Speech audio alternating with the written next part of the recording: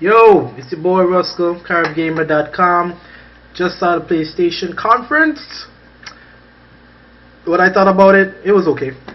I mean, it was really good, and I mean, they showed lots of games. That is what I wanted to see. Games. They started off kind of slow, then they started off with this whack game called Knack. It was whack. The game was crap. Ugh. But they redeemed themselves and they showed us some really great IP games.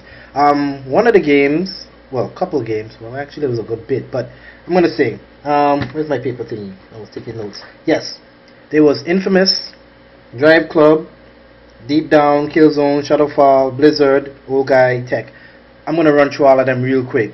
First one was the Infamous Second Son. That was awesome. The game looked really good. I mean, the whole fire and the flame and him being like Phoenix, you know, just zipping. I mean, I could see myself playing that game. Next game was DriveClub. You know, I mean, the racing scene isn't my thing, but what they did was it gave you a first-person view of yourself getting inside the car, and you know, he spoke in detail about the suede and the lighting, and I'm guessing that's all good talk and everything, but I would like to see how the game really plays out, because a lot of those games that look really pretty drives really crappy. You know, Gran Turismo is one of those kind of games that I just don't play, but it's pretty, man. People like pretty games. Deep Down is another cool looking game. It was set in a medieval time. It was a tech demo done by Capcom. Beautiful game. I could see myself really getting immersed in that game. I really enjoyed that tech demo. Then there was Killzone Shadowfall. Now, Killzone wasn't really one of the best games, personally, to me. The multiplayer was so crappy that they even had a free-to-play vibe that didn't really hit off. But the single-player mode, you know, the mode for the single-player was really good.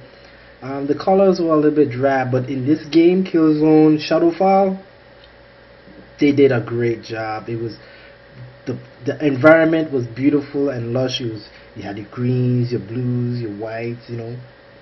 And then they had the explosion, all hell breaking loose. One of the Hellgas who was, you know, it was just crazy. Dude just stabbed him in the face. I loved it. I mean, it was awesome. And they had a lot of promising scenes that I could see myself doing and enjoying. Then there was the big announcement with Blizzard. You know, everybody's a Blizzard. Nerds everywhere freaked. I can imagine them screaming at the screen, Blizzard!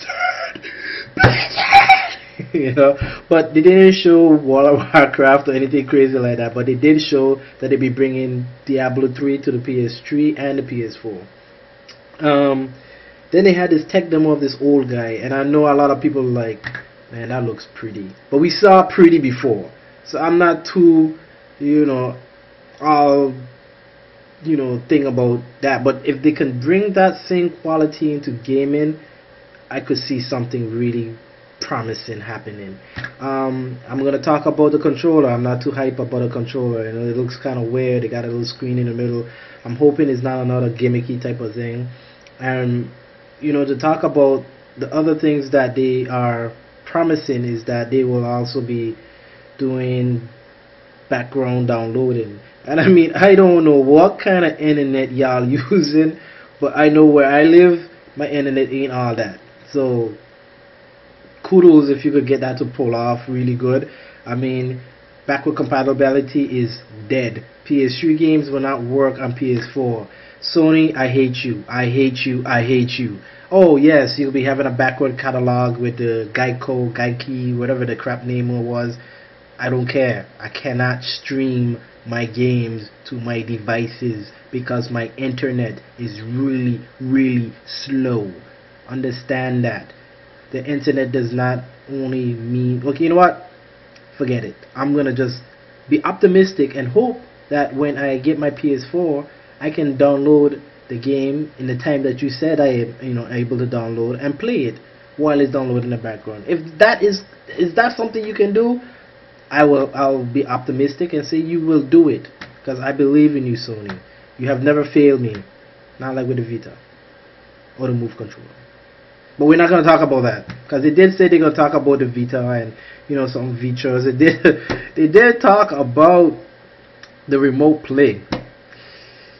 Yeah, I seen that before, and you guys never really took that off really well. The remote play was really, really weak.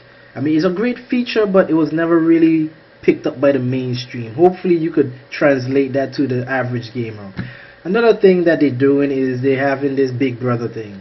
It's like they embedded a 666 chip inside of it, and it basically watches your every move. And I mean, it's like, oh, my friend is playing Call of Duty Black Ops 3. Oh, cool. Let's see what other games he's playing. Oh, he's playing Leisure Shoot Larry. Wow, that's interesting. Wow, he's also playing with the Move. Wow, it's kind of like, everything you do is being cataloged, and they made it sound so nice. We'll even put games on your screen to, tailor to your playing style.